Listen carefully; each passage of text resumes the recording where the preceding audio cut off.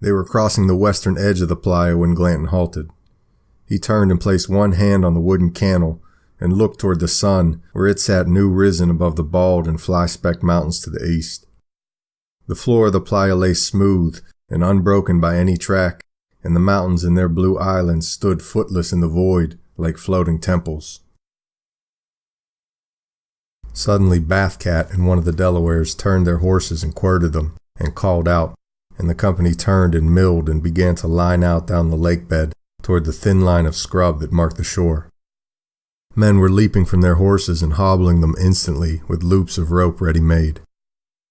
By the time the animals were secured and they had thrown themselves on the ground under the creosote bushes with their weapons readied, the riders were beginning to appear far out on the lake bed, a thin frieze of mounted archers that trembled and veered in the rising heat.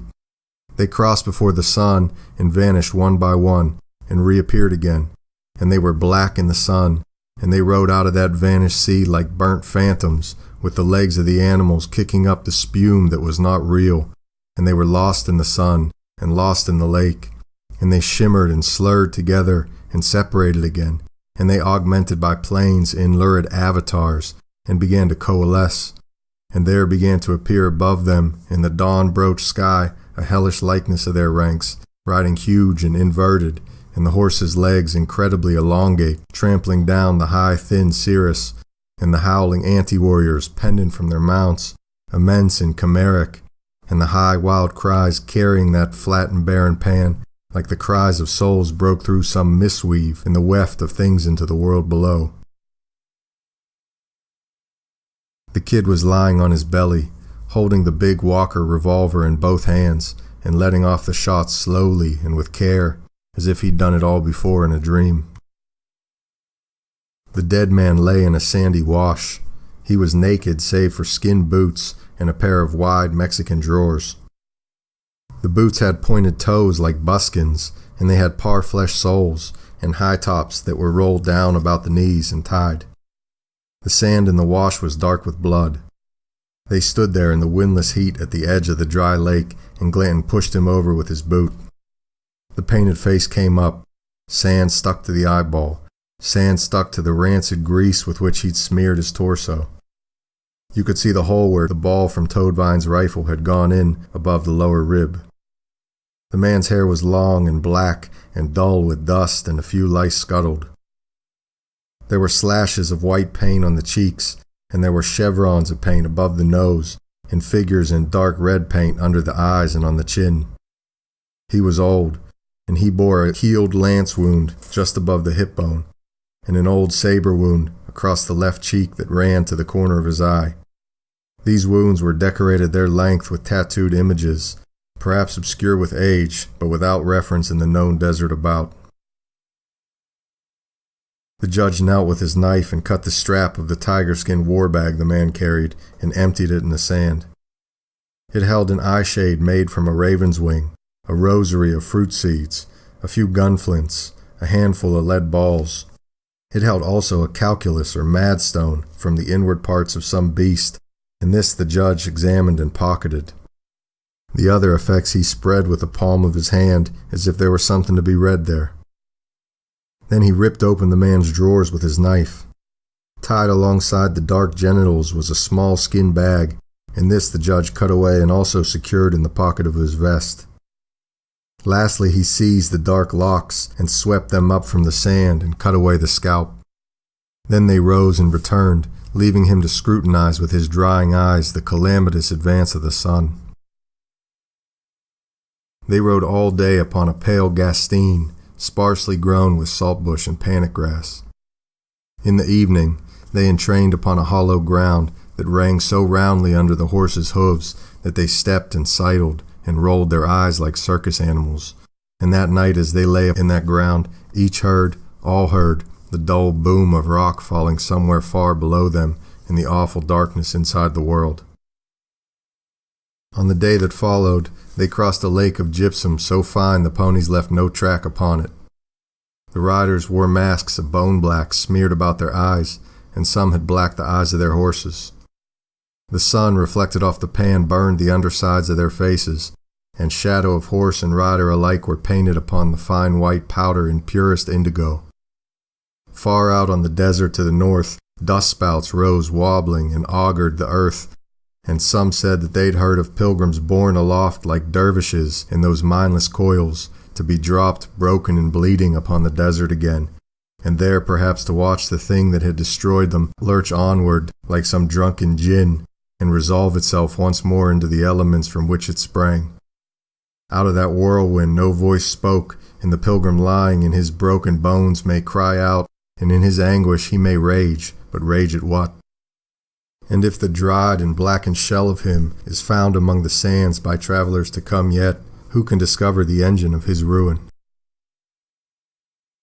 They posted guards atop the Azodia and unsaddled the horses and drove them out to graze, and the judge took one of the pack animals and emptied out the panniers and went off to explore the works. In the afternoon he sat in the compound breaking ore samples with a hammer, the feldspar rich in red oxide of copper, and native nuggets in whose organic lobations he purported to read news of the earth's origins, holding an extempore lecture in geology to a small gathering who nodded and spat. A few would quote him scripture to confound his ordering up of eons out of the ancient chaos and other apostate supposings. The judge smiled. "Books lie," he said. "God don't lie." "No," said the judge, "he does not, and these are his words." He held up a chunk of rock. "He speaks in stones and trees, the bones of things."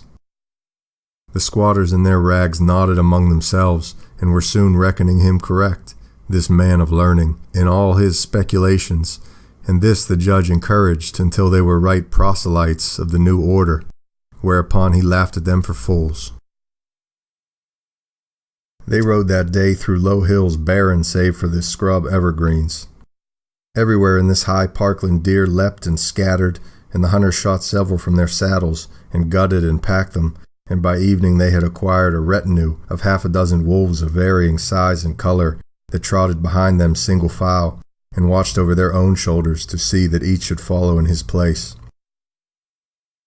At dusk they halted and built a fire and roasted the deer. The night was much enclosed about them, and there were no stars.